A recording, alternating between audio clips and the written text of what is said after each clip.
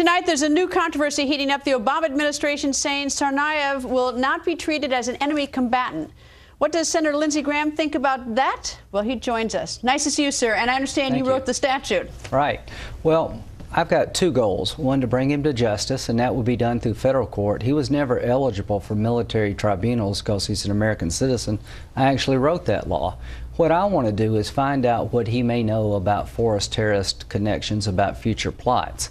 Now we're down to this. If you don't hold him as an enemy combatant where you can question him without a lawyer, our ability to gather intelligence is limited by what his lawyer will allow him to answer. Let me make sure I understand. There are two ways someone can be an enemy combatant. One, you can be a foreigner who is enemy, who's at war with the United States. There's another category, as I understand, enemy combatant, where you are connected to a foreign group that's trying to do harm to the United States. You can be taken into custody by the military for 30 days, questioned, and then after 30 days, you get sent out to the civilian system. In his case, he was never eligible for trial by the military. That's different. What I'm talking about is gathering intelligence.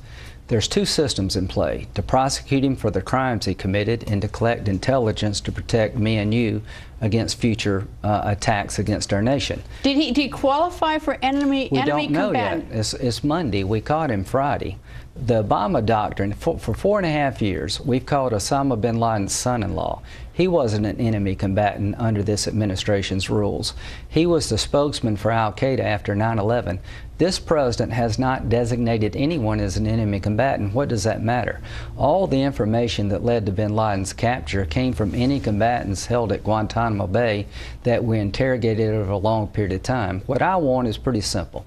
I want to be able to talk to him without a lawyer present to gather intelligence about future attacks that may come our way, and none of the information can be used against him in his trial. I'm not worried. A first-year law student can convict this guy. I'm worried with the videotape.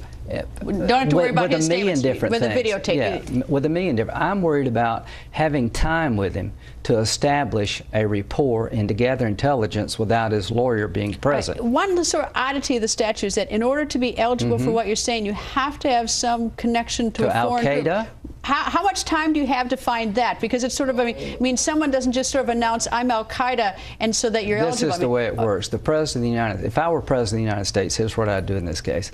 I would say there's plenty of evidence to suggest this was a radical jihad attack. It was motivated to kill as many Americans because of radical jihadist thought. That the older brother went to Dagestan, one of the most radical areas in Chechnya. Chechnya has produced more fighters for al-Qaeda than probably any place on the planet other than the Mideast. I would say at this early stage we want to know more about what the brother did in this radical part of the world, and I don't believe this guy. I mean, he's got every reason in the world to nod that he's a low-level guy. I want to take time to put the puzzle together. We didn't know 3 days after 9/11 if bin Laden was involved. This is a ridiculous concept to have to make this decision within 3 days. I don't want to use any of the information against him in court. He has every right not to self-incrimination when it comes to the criminal process. I want to collect information about future terrorist activity. We have every right to question him apart from the criminal justice system to protect the rest of us. We've been doing that for a decade. So in other words, you want to hold him for 30 days, debrief him. Anything he says during that debriefing, and he wouldn't have a lawyer present, as I understand, that anything he says during that debriefing could not be used against him. I don't want to hold him for more than 30 days, but within 30 days he can petition a judge and say, a habeas corpus to get out. Say, hey, listen, I'm not an enemy combatant. The government's got two burdens here. They've got to prove beyond a reasonable doubt he's guilty of the crimes, and to hold him as an enemy combatant, they'd have to prove by preponderance of the evidence that you're tied to al-Qaeda, the Taliban, or affiliated groups. Chechen Islamic groups are affiliated with al-Qaeda under our laws. So is it enough that he visited Chechnya for 6 months for you to conclude that there's a threshold met that he's part of a group? That's in your view. If I were President of the United States who makes this decision, I would say this is clearly a mass terrorist attack. They were trying to kill as many innocent Americans as possible. They set bombs in a way to kill as many people as possible. They tried to shoot the cops. They tried to throw bombs out of a car. The older brother was identified by Russian intelligence agents as a radical Islamist, and he visited a part of the world that's very dangerous. All that would allow me as president to say, I want to find out more in the national security legal system, not the criminal justice legal system. The New York Times editorial board, in part, says Mr. Graham's reckless statements makes a mockery of the superb civilian police work that led to the suspect's capture. Well, let me say this. The New York Times editorial board is not going to defend this nation against radical Islamic attacks. The cops did a great job. They did a fantastic job. They did, and you know what? The lawyer that's representing him will do a fantastic job.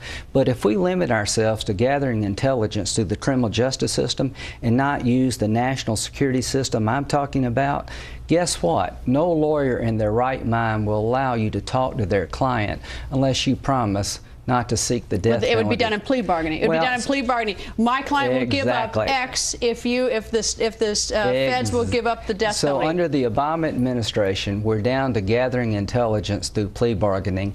That has never been the law. For a decade now, we've taken these cases. I'll tell you what the problem with that is. Put them in the national security system. The plea bargaining will be done a year from now. That's the real problem too. Plea bargaining. I mean, exactly. I don't want to make your case for you, but plea bargaining is not done now. You know what I'm worried about? I'm worried he may be lying to us.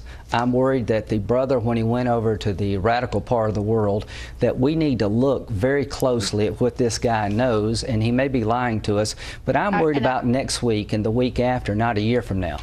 Senator, nice to see you, sir. Thank you.